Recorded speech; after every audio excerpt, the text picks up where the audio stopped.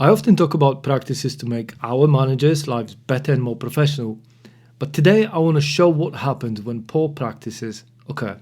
Sometimes management disasters aren't about fraud, lawsuits, or scandals. They are about bad decisions. Leaders misread markets, they ignore the teams, they double down on the wrong bets, and while no laws are broken, the fallout can still destroy companies. They can destroy reputations and careers.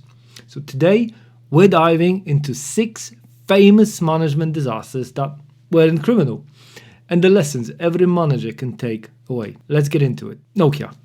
Back in 2007, Nokia owned the mobile phone market. Nearly half the world's phones were Nokias, and my first 3 phones were Nokias too, starting with the indestructible 5110. But inside the company at that time, things were not good.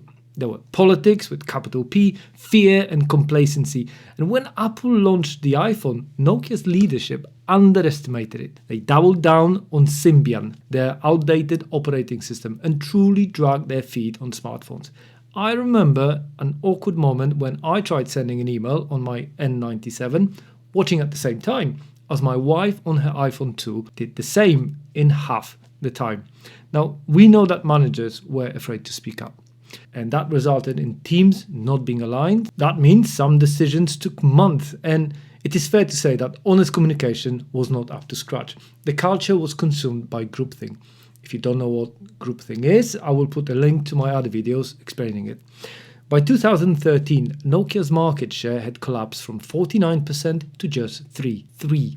Lesson here is that winning makes you vulnerable. Success breeds complacency and internal politics that can kill innovation just as quickly as any competitor. Now, it's true that smartphones contributed to the company's fall, but it's the poor culture that managers nourished that was the primary reason for Nokia not making the switch. Blockbuster.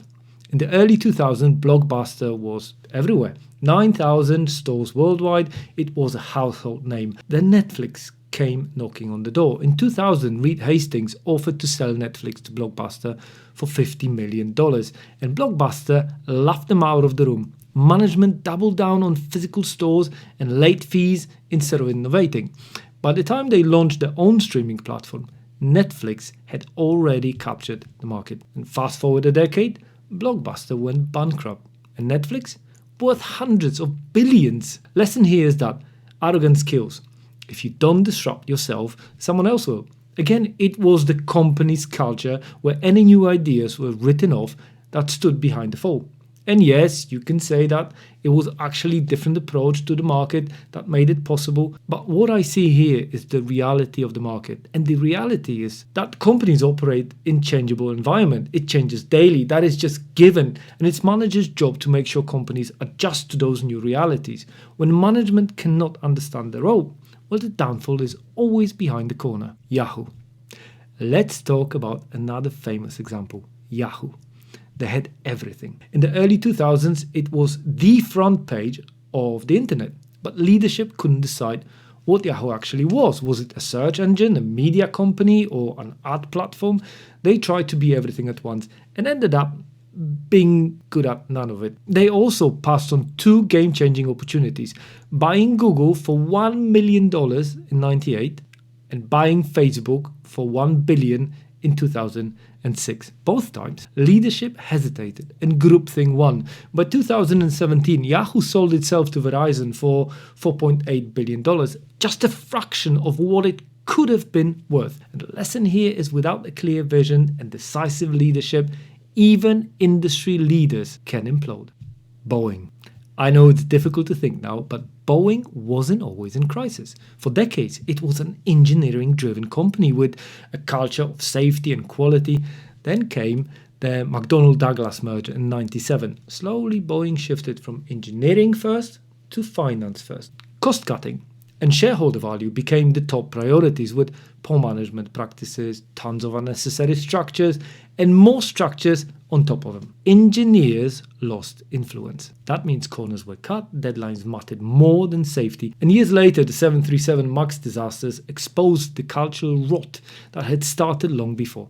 Lesson here is clear. Culture drives decisions. When leadership prioritizes short-term gains over long-term integrity, well, failures become inevitable.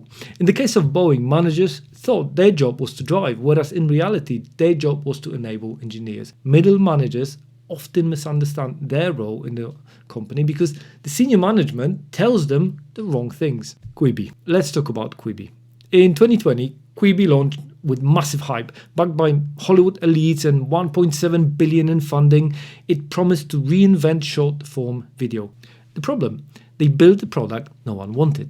Quibi leadership refused to listen to user feedback. They ignored mobile-first habits. They launched without sharing features and insisted that premium, short, vertical videos would change the game. Within 6 months, Quibi shut down. That quick. Lesson: it doesn't really matter how much money or star power you have. If you ignore the customer, you're building for yourself, not for the market. Again, it was the senior management that decided they knew better than anyone, and that contributed to a very swift end. Uber. Sometimes success covers poor management standards, and that was the very case with Uber under founder Travis Kalanick. This one is a story of a near miss.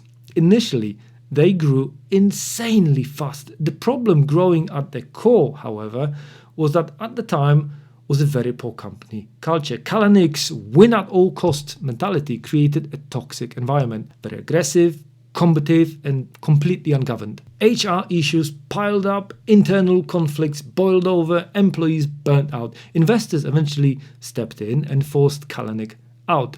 Uber survived, but only after a painful cultural reset, which would not have been necessary if correct management structures were in place. Managers should be there to set standards and not just blindly follow the leadership. And the lesson here is that the culture scales faster than strategy. If leadership doesn't set healthy norms early, chaos grows as fast as the company. Across these examples, a few themes repeat.